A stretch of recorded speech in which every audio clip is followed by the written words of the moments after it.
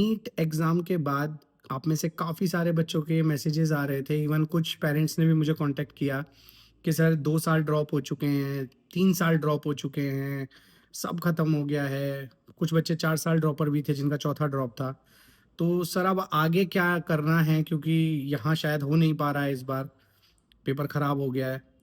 तो आइए चलिए इस पर एक बार चर्चा करते हैं कि वो किस तरीके से आइडेंटिफ़ाई कर सकते हैं कि किसको ड्रॉप लेना है और किसको ड्रॉप नहीं लेना चाहिए। बच्चों, सबसे पहले तो जो बच्चों ने 12th अपेयरिंग इस साल एग्ज़ाम को दिया था, उनको अपने लक्ष्य की ओर बढ़ते हुए तैयारी ज़रूर करनी चाहिए। इसमें कोई शक, कोई संशय की बात ही नहीं है।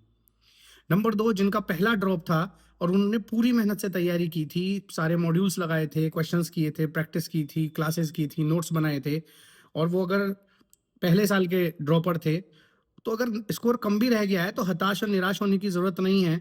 अगर आपके अंदर अभी भी ये ज़ील है कि नहीं भाई करना ही है, तो गो फॉर इट। उनके लिए भी कोई मतलब मैं नहीं समझता इतनी बड़ी चीज़ है। ये टाइम का एक इन्वेस्टमेंट है जिसका रिटर्न बहुत शानदार मिलेगा एक अच्छे कॉलेज की फॉर्म में। तो मैं नहीं मानता कि ये वेस्ट हो जाएगा, मतलब मेरी अपनी ओपिनियन ये है। बच्चों, अगर आपने का दूसरा ड्रॉप था और आपने पूरी मेहनत से तैयारी की थी, नंबर कट ऑफ से कितना नीचे जाएँगे ये देखना बहुत इम्पोर्टेंट है। उन बच्चों को बता रहा हूँ जिनका दूसरा ड्रॉप था, क्योंकि तीसरे ड्रॉप के लिए जाना इतना आसान नहीं होगा।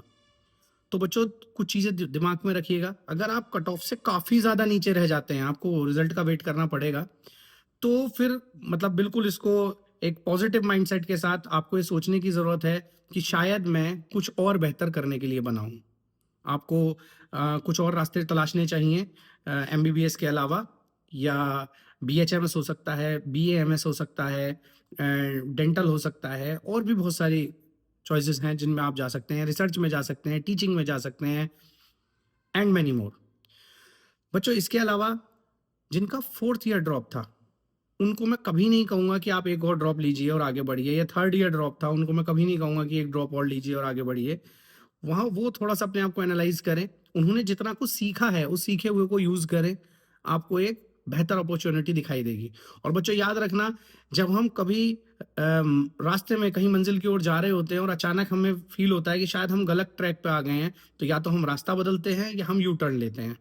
तो लाइफ़ में यू टर्न तो होता नहीं है, बट रास्ता बदलना एक अच्छी चॉइस हो सकती है। और इसमें बिल्कुल भी ये सोचने की ज़रूरत नहीं है कि मैंने 2 साल दे दिए, 3 साल दे दिए, कोई मेरे बारे में क्या सोचेगा। बच्चों, आज के इस दौर में किसी को किसी के बारे में सोचने का समय ही नहीं है। हाँ, लेकिन जो अच्छा करेंगे आप, जो चूज़ करेंगे, उसमें आप जितना अच्छा करेंगे, उतना आपको लोग हाँ ज़रूर ये कह देंगे कि हाँ, उसने एक अच्छा डिसीज़न लिया था। तो आशा करता हूँ आपको गाइडलाइन मिली होगी और आप इससे आप मदद लेकर अपने लिए कुछ बेटर चॉइस बनाएँगे। इसके अलावा भी अगर कोई हेल्प, कोई गाइडेंस चाहिए, तो आप मुझसे कॉन्टैक्ट कर सकते हैं। आज के लिए इतना ही। जय हिंद, जय भारत।